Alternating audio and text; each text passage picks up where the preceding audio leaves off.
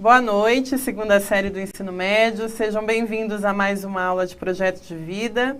Eu sou a professora Luanda e aqui na mediação está a professora Sara. Boa noite, professora. Boa noite, Luanda. Boa noite, alunos. E eu serei a porta-voz de vocês na aula de hoje. Então vamos começar? Hoje nós entramos no terceiro bimestre em projeto de vida. Tá? O tema da nossa aula é projeto de vida e seus degraus. Então já pega o caderno, uma folha para anotar, caneta, lápis, porque tem bastante coisa para vocês anotarem. Quem já tem o caderno do aluno, essa aula está na página 145. Então os professores que acompanham as aulas podem acompanhá-la, né, nesse exato momento pelo caderno do aluno, página 145. Qual que é o objetivo da nossa aula? Então, na tela, diz lá, apropriar-se de estratégias para viabilizar a concretização do seu projeto de vida e mobilizá-las. Então, percebam que a imagem tem tudo a ver com o tema da nossa aula. Né? Eu vou conseguir chegar ao topo da escada de uma vez? Não. Até porque minha perna não vai alcançar, eu vou cair, vou me machucar. Então, é um degrau por vez. Né? E isso tem a ver com o projeto de vida, para a gente alcançar aquele projeto que a gente tanto quer, né, que a gente tanto deseja e batalha e corre atrás, é preciso seguir passo a passo. Tá? Não dá para atropelar o caminho ou os obstáculos. Então, na tela, por favor, vamos à nossa frase do dia. Diz lá, não tenhamos pressa, mas não percamos tempo. É uma frase do escritor português José Saramago. O que ele quer dizer com essa frase? É para eu sair atropelando tudo? As pessoas, os meus valores, os meus ideais? Não. Mas é para eu perder tempo, ficar esperando a coisa cair do céu? Também não. Então não é para ter pressa, mas também, né, não é para ficar no sentido da passividade. A gente tem que agir, mas igual aquela imagem que eu coloquei para vocês anteriormente dos degraus, né, é um passo de cada vez no seu ritmo e no seu tempo. Então, continuando aqui, diz lá na tela. Que bom, né, que chegamos a mais um bimestre das aulas de projeto de vida. Então, como eu disse para vocês, hoje nós começamos o conteúdo do terceiro bimestre. Para apoiá-lo ainda mais em sua trajetória, nessa aula faremos uma análise dos passos que você vem seguindo para a realização do seu sonho. Para isso, você precisará tomar como referência o plano de ação do seu projeto de vida. Então, o plano de ação é aquele planejamento que diz o que eu quero e o que eu tenho que fazer, né, o que eu me proponho a fazer para atingi-lo. Lembrando que esse plano de ação, esse planejamento, ele não é imóvel, né? Ele é passível de mudanças. Então, eu posso modificá-lo no decorrer do tempo, no decorrer do processo, até que eu atinja finalmente, né? Até que eu realize aquilo que eu tanto desejo. E no caso aqui eu coloquei para vocês, o sonho de vocês, ok? Então, continuando na tela, de volta ao plano. Então, conforme você vem aprendendo nas aulas de projeto de vida, a organização é muito importante, não apenas para o seu aprendizado, mas também para movimentar em nós aquilo que é preciso fazer para atingirmos nossos objetivos. Assim, organizar as informações do seu projeto de vida por meio de um plano de ação possibilita que você faça grandes descobertas a respeito de si e avanços na direção da realização do seu sonho. Percebam que tem frases, né, com a outra cor, justamente para destacá-la, que é organização. Né? Então, não adianta eu querer muito uma coisa, né, correr atrás, insistir, né, ter toda aquela determinação, aquela vontade, e eu não me organizar. Né? Eu costumo dizer que quando as coisas estão bagunçadas, seja na casa, seja o material escolar, seja na vida, a gente não consegue visualizar de fato aquilo que a gente quer. Né? A gente não consegue focar naquilo que a gente quer. Vou dar um exemplo banal. Tenho que preparar a aula no projeto de vida, mas aí eu olho a minha sala, está uma bagunça. Aquilo vai começar a me incomodar e vai desviar a minha atenção. né? É a mesma coisa a vida. Às vezes eu quero tanto uma coisa e outras coisas começam a atrapalhar. Por isso é importante a organização e esse planejamento. E já falei aqui várias vezes, né? A gente pode usar esse exemplo da organização e do planejamento para passar num concurso, num vestibular, para ir bem numa prova, mas também envolve outras coisas que a gente faz no decorrer da vida. Né? Comprar um carro, comprar uma casa, uma viagem, um casamento. Precisa organizar, porque senão eu vou gastar mais do que eu devo, né? Eu vou me perder no meio de todo o processo. Esse processo muitas vezes acaba sendo tomado, né, as rédeas por outra pessoa, e aí envolve a questão do protagonismo. Então percebam que todas essas competências socioemocionais, elas estão entrelaçadas, ok? Então vamos continuar aqui na tela. Vamos para a primeira atividade de vocês. Responda no caderno e compartilhe no chat. Houve mudanças importantes no foco do seu projeto de vida? Quais foram? Então, se houve mudanças, cite, né? Então, por exemplo, houve mudança no meu projeto de vida, eu ia morar no Paraná. É um exemplo hipotético aqui, tá, gente? Estou pegando um exemplo do nada, sou ruim para exemplo. Que mudança foi essa? Eu ia mudar para o Paraná, mas devido à pandemia, eu continuei no estado de São Paulo. Então, esse é o momento de vocês falarem, anotarem no caderno, é muito importante, né? Inclusive lá no caderno do aluno a gente não fala nem caderno, é diário de práticas de vivências, e compartilhar no chat. 1 minuto para vocês fazerem isso, a gente já retoma.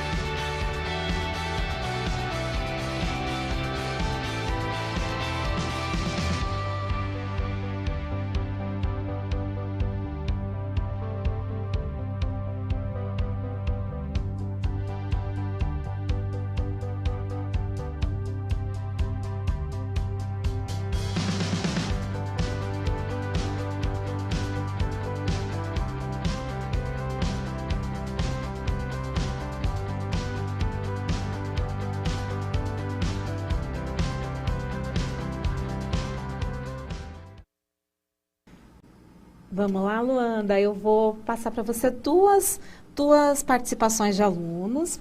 Então, nós temos aqui, primeira do Tiago. O Tiago, ele disse assim que ele queria ser biólogo, mas agora ele quer ser militar do Exército. E aí nós temos mais uma interação aqui da Beatriz, e ela diz assim que sim, houve mudanças na vida dela, como concentração no trabalho, na escola e afins. Muito boas as respostas. Não deixem de anotar, tá? Isso. Então, a mudança e o que vocês têm que fazer, né, para que essas mudanças não atrapalhem no projeto de vida. Tomem nota, porque isso é muito importante. Então, continuando a nossa aula, aqui na tela, por favor. Quais foram os avanços no alcance das suas metas e o que ainda é preciso agora para alcançar os objetivos que ainda faltam? Então, é o momento de vocês falarem o que vocês alcançaram, né? E o que é preciso fazer para alcançar aquilo que eu ainda não alcancei, que eu não consegui. Então, vou colocar agora 2 minutos para vocês compartilharem as respostas, ok? A gente já retoma.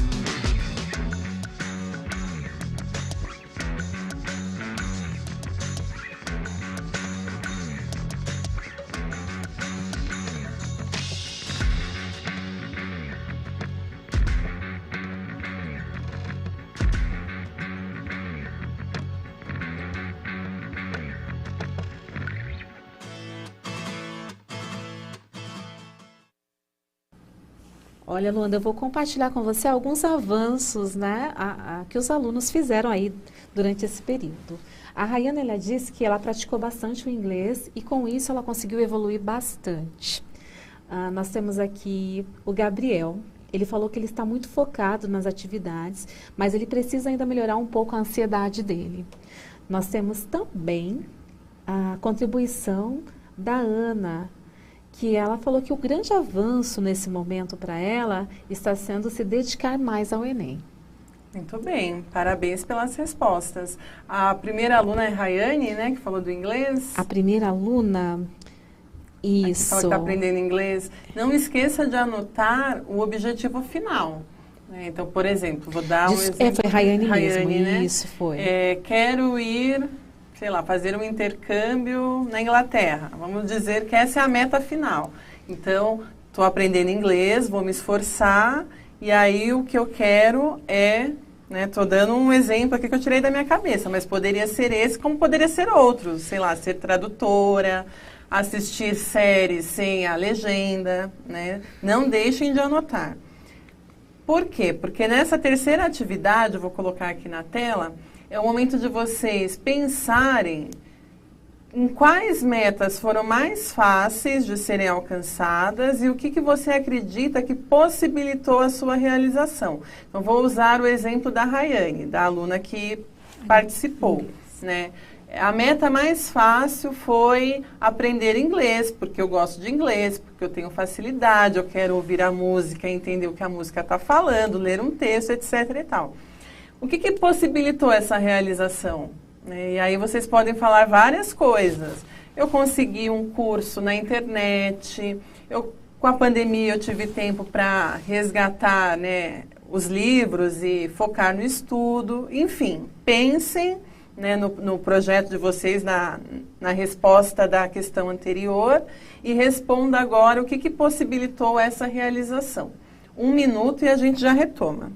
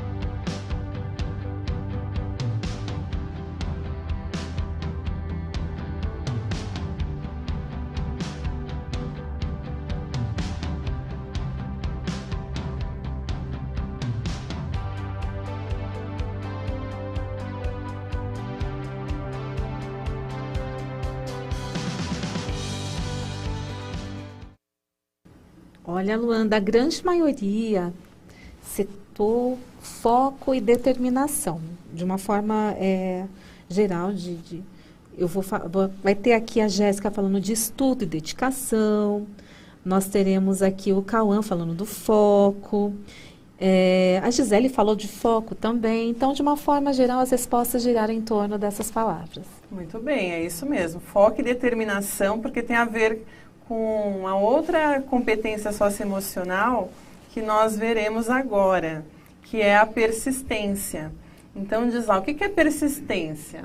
Eu quis traduzir em poucas palavras. Pequenos passos todos os dias, tendo em vista aonde você quer chegar.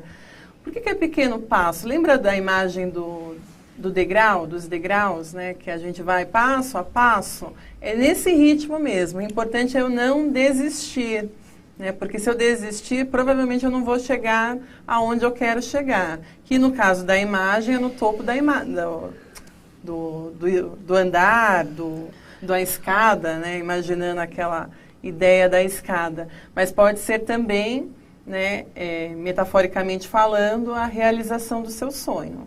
E eu gosto muito de falar, quando a gente fala em persistência, na questão dos atletas, porque talvez ninguém exponha mais essa questão da persistência, da superação, do que o atleta, e também a gente poderia falar do artista, né, de um empresário, de um vendedor, de um estudante, mas por que o atleta, eu vou até pedir para colocar a imagem na tela, ele mostra esse exemplo de superação e persistência. E aqui o atleta que eu estou me referindo não é aquele profissional, tá, gente? Poderia ser, mas é aquele atleta amador. Então, pensem no maratonista.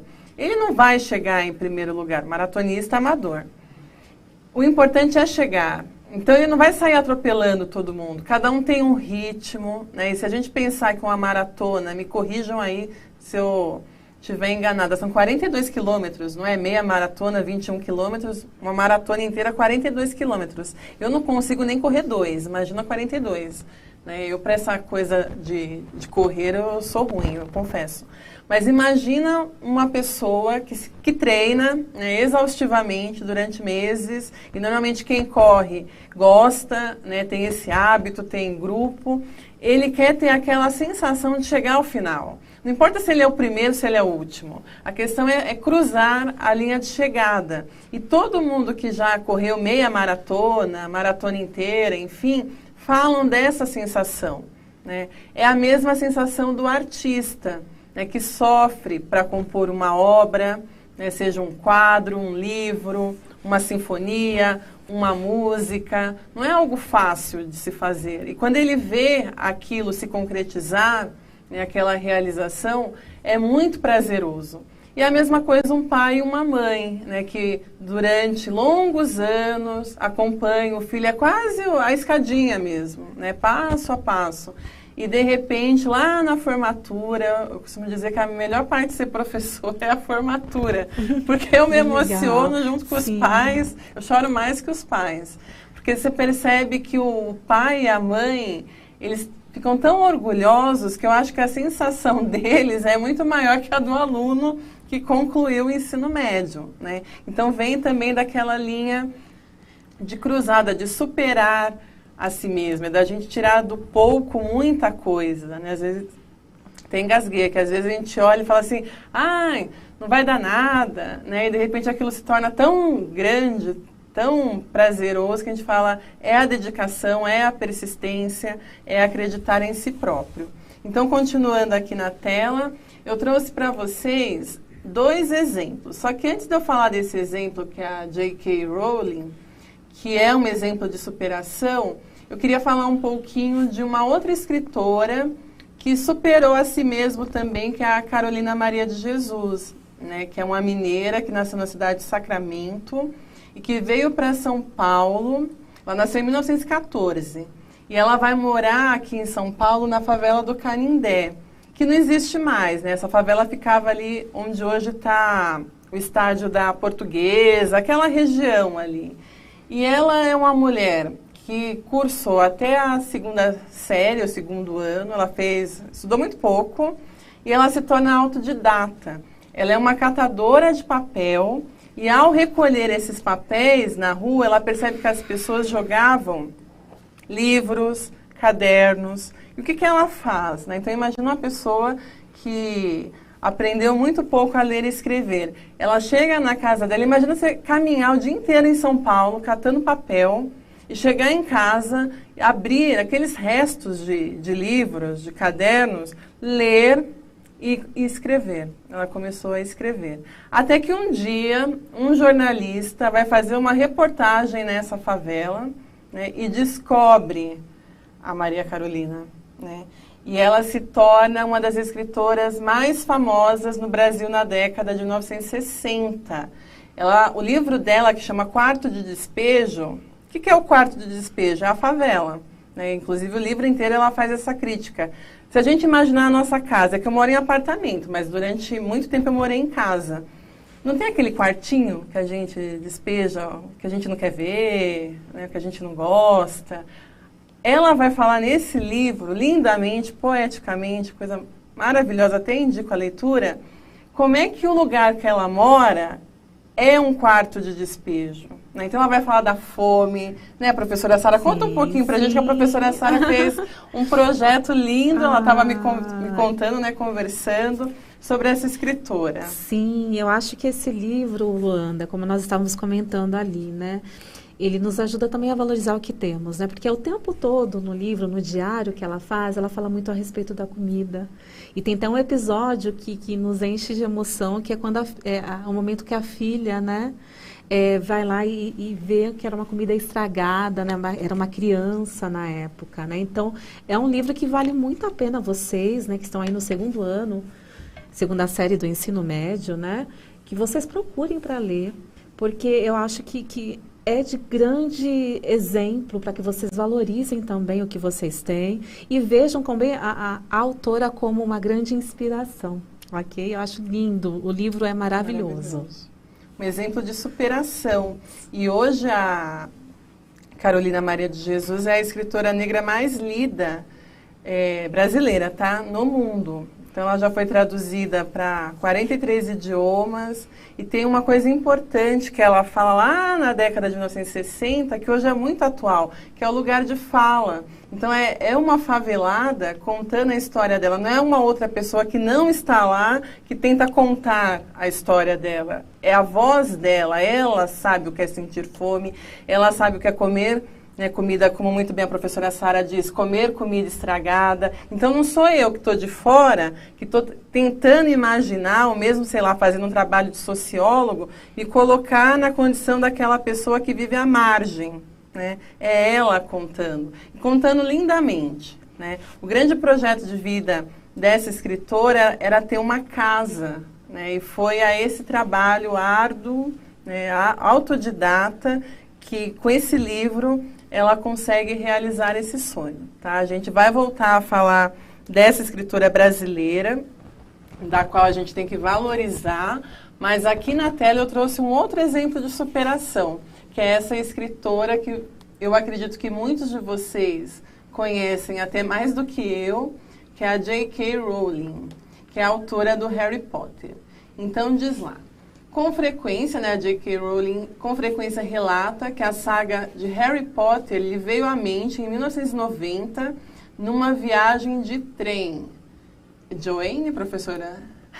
Eu estou falando com a professora Sara porque ela é professora de inglês, então ela vai me corrigir. Conta que na ida de Manchester a Londres não tinha como tomar nota. Com isso, precisou organizar tudo mentalmente até chegar em Londres e poder passar tudo para o seu papel. Então, veio lá na imaginação a ideia desse personagem nessa viagem. E para quem já leu, para quem já viu o filme, né, vocês sabem muito bem que a estação de trem tem um símbolo na saga do Harry Potter. E o próprio Harry Potter... tem resquícios da escritora, até porque o Harry Potter é um menino órfão. E ela vai pensar em escrever o livro, ela vai agir no sentido, agora eu vou escrever depois da morte da mãe dela, que a gente vai ver aqui na sequência. Então, na tela diz lá. No mesmo ano, Rowling se mudou para Portugal devido à morte da sua mãe. O mesmo ano é 1990, tá, pessoal, que a gente acabou de ler. Lá... ela deu continuidade ao seu projeto literário, trabalhou como professora de inglês e conheceu seu primeiro marido, com quem, em 1993, teve sua filha, que é a Jéssica. Aí, continuando, na tela. Após divorciar-se, só lembrando que esse relacionamento durou apenas 13 meses. Foi a maior decepção, ela fala. Ela chama até ele de embuste. Após divorciar-se, Rowling decidiu voltar para o Reino Unido, Edimburgo, onde vivia sua irmã com sua filha.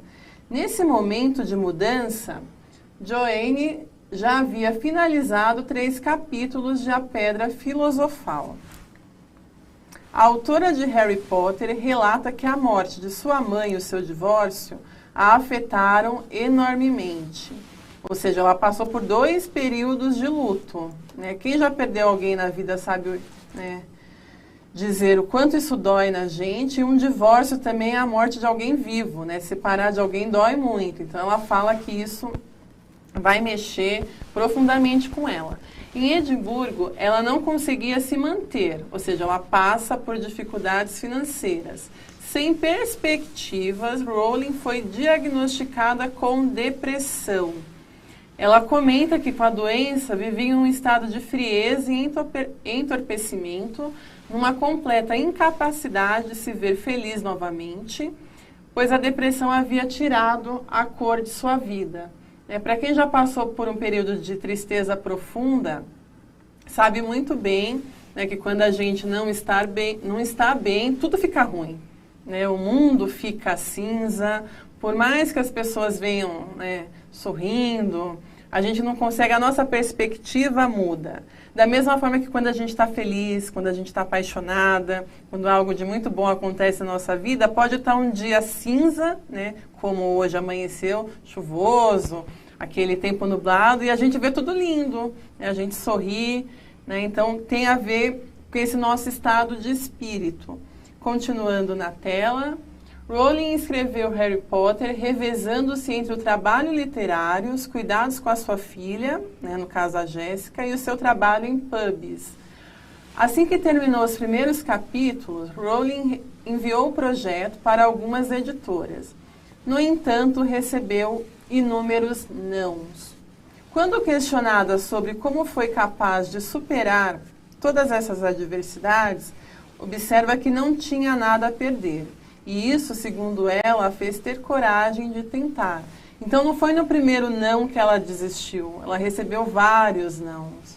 Né? Inclusive, várias pessoas falavam que aquele personagem que ela havia criado não fazia o menor sentido. Só que ela acreditava no projeto dela. Ela tinha quase que uma intuição da potencialidade da obra. E é uma das obras mais vendidas hoje no mundo. É uma das mulheres mais ricas do mundo. Né? Eu costumo dizer que a mulher deu a volta por cima. Continuando aqui na tela, Harry Potter e a Pedra Filosofal foi publicado em 1997. Joanne adicionou K, de Kathleen, a seu nome, e seus livros passaram a ser creditados J.K. Rowling. Olha o machismo aqui, gente. Ela ouviu, né, que seria difícil comprar livro por ela ser mulher. Então, era um meio dela, né, lá na livraria, o leitor, né, o comprador, olhar para o livro e se interessar e pensar em abri-lo. E se a gente colocar isso na realidade do Brasil, é bem isso, né? Quem é que vende livros hoje no Brasil? Quem é que está em destaque? Quem é que tem os holofotes? É o homem, né? Infelizmente ainda. Então, o próprio editor fala, olha, a gente vai publicar, mas a gente vai fazer algumas mudanças aqui. Aí, continuando ali na tela, diz lá, assim, um livro muitas vezes negado por editores vendeu mais de 500 milhões de cópias em mais de 50 idiomas. Fora as franquias, né, dos filmes, ela conseguiu, além de alcançar o sucesso, né, eu acho que se a gente falar hoje do Harry Potter em qualquer lugar desse planeta, é quase impossível alguém falar que não ouviu falar, né, do Harry Potter. Pode até não ter lido, né, e eu confesso a vocês que eu só li o primeiro livro, eu não li os demais, até por falta de tempo, até fui me dedicar a outras coisas. Mas se a pessoa vier me falar, olha, o livro 7, o livro 6, não sei o que, eu vou saber. Né? Até porque, principalmente entre os adolescentes, quando esse livro foi lançado, os meus próprios alunos vinham falar sobre o Harry Potter. Então, continuando na tela, diz lá. Se existem duas palavras que se encaixam na vida de Antônio Saraiva, são persistência e determinação. O Antônio Saraiva, pessoal, para a gente não ficar só voltado para pessoas, para personalidades fora do Brasil, é um sujeito brasileiro, tá? O Antônio Saraiva. Vocês já vão descobrir quem é o Antônio Saraiva. Aos 17 anos, ele tinha um sonho, ou seja, ele tinha um projeto de vida, ser médico. Por isso, fazia cursinho pré-vestibular de manhã e o ensino médio à noite. Prestou vestibular em 5 faculdades e não passou. No ano seguinte, tentou de novo. Foram 6 tentativas, todas elas sem êxito. Ele não desistiu e tentou mais 6 vezes no ano seguinte, quando foi aprovado na Faculdade de Ciências Médicas da Santa Casa de São Paulo. Seu pai, um imigrante português, foi assassinado 19 dias após comprar uma padaria em São Paulo. Como ele era o filho mais velho, Antônio Saraiva teve que trancar a faculdade e seguir com o negócio do pai. Percebam a reviravolta. Qual era o sonho do Antônio? Ser médico. Ele vai tentar inúmeras vezes, ele quer muito ser médico, só que nem sempre a vida tem receita e a vida é como a gente imagina que ela deve ser. Nem sempre a vida é como a gente quer, né? Aconteceu o quê? A pura imprevisibilidade. Ele perde o pai, ele consegue, após várias tentativas, alcançar o objetivo, que é entrar na faculdade de medicina, só que quando ele entra, acontece uma coisa muito grave, que é a morte do pai. E ele é o filho mais velho, então ele se vê na obrigação de tocar o negócio do pai. Então ele vai abrir mão daquele projeto inicial, que era ser médico. Então continua aqui na tela. Com falta de dinheiro para contratar funcionários, Antônio literalmente colocou a mão na massa e fazia os pães e outros produtos da padaria.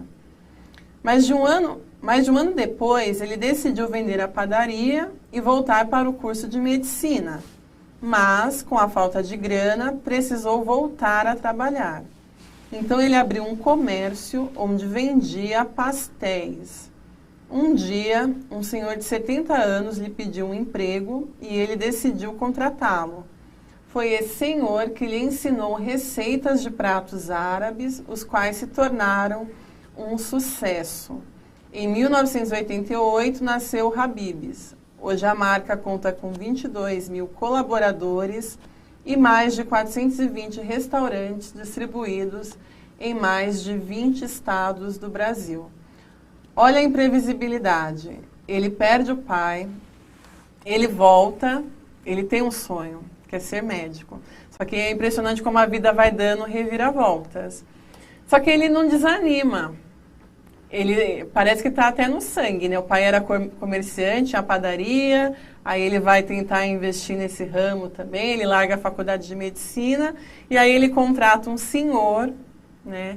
A gente pode até pensar, nossa, um senhor de 70 anos. Hoje, quando a gente olha o mercado de trabalho, né, tem essa coisa do empregador não querer nem o jovem, porque ele não tem experiência, e nem aquele senhor, né, idoso, porque tem aquela ideia, eu quero alguém, né, mais flexível, que esteja pensando a longo prazo. Então, na nossa sociedade, infelizmente, o idoso fica à margem e o jovem aprendiz, quando eu falo jovem aprendiz, não é aquele que é contratado para ser aprendiz da empresa, mas é aquele que está iniciando.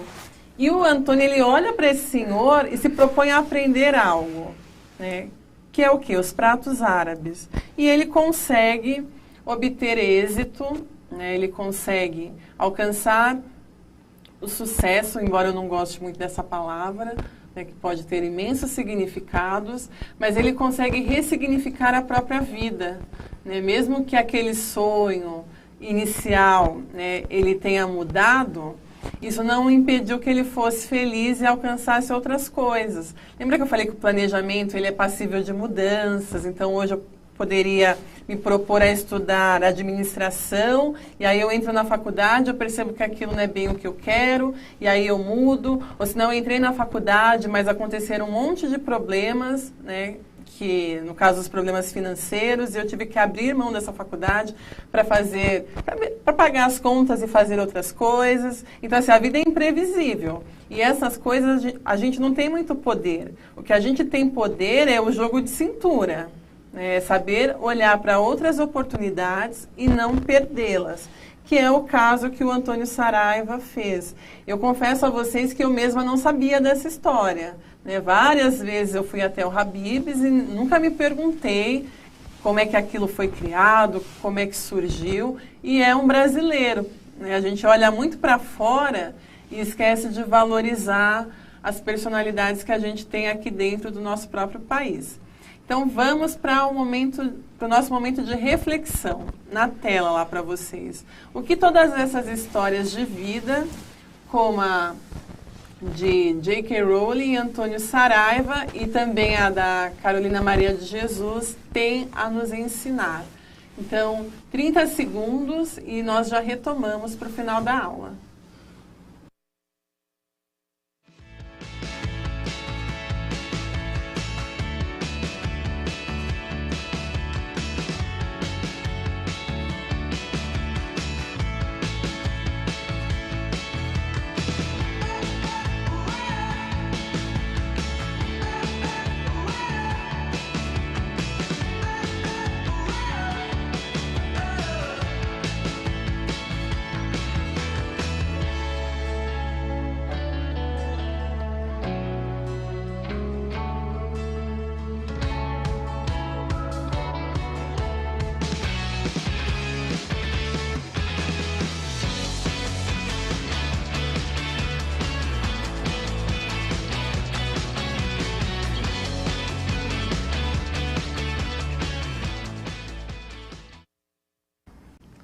Olha, Luanda, a maioria colocou a respeito da superação, né? Muita gente colocou que o que nós aprendemos com isso é superação, ok? Muito bem, é essa a lição mesmo, a gente não desistir, a gente superar a si mesmo, acreditar, né? Dar um passo de cada vez, ok? A gente se vê na próxima aula. Vou agradecer a presença da professora Sara aqui na mediação. Eu que agradeço, né? Nós estamos aqui desde as 7 da manhã, né, Luanda? E foi um prazer estar com você esse dia. Aprendi muito com você nessas aulas e muito obrigado vocês alunos, né, que estão acompanhando, participando. Eu tenho certeza que todos nós aprendemos bastante hoje. E não esqueça de nos avaliar, né, agora no finalzinho da aula, porque através da avaliação de vocês, nós vamos conseguir melhorar. O feedback sempre é bem-vindo. Exatamente, eu que agradeço, eu que aprendo muito com você, professora Sara. Então aprendemos juntos. Um beijo e até a próxima aula, gente.